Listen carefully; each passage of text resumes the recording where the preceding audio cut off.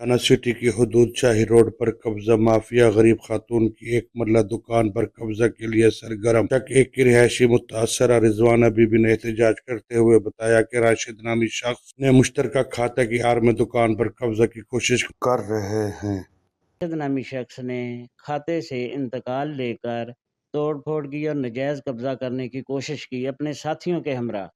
मुझे DPO DSP Khanpur से इंसाफ दिलवाया जाए। इस पर नजायज कब्जा राशिद आदमी और उसके साथियों ने करने की कोशिश की है।